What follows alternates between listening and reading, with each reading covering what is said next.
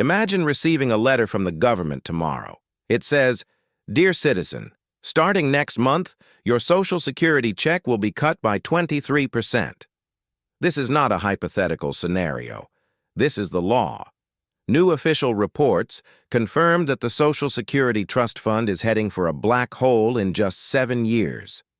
And if Congress does nothing, an automatic guillotine drops on 60 million Americans.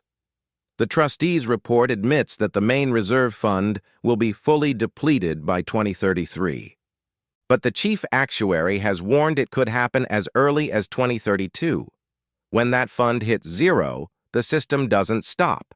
But it can only pay what it collects in taxes. That means an immediate mathematical cut of 23% to every single check. Overnight. They tell you they are adjusting for inflation. But that is a lie. The 2025 cost of living adjustment is only 2.5%, the lowest since 2021. This adds maybe $50 to your check. But your rent, your medicine, and your food have gone up by double digits. The government is giving you pennies while inflation steals dollars. Even the richest man in the world is sounding the alarm. Elon Musk was recently criticized by the Senate for calling Social Security a Ponzi scheme. Mike Bloomberg called it the greatest Ponzi scheme of all time. Why?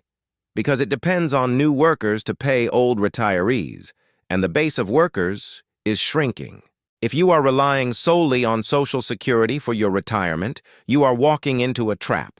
The safety net is broken. The only way to survive is to build your own lifeboat before 2032. Subscribe now to learn how to protect your wealth from the government collapse.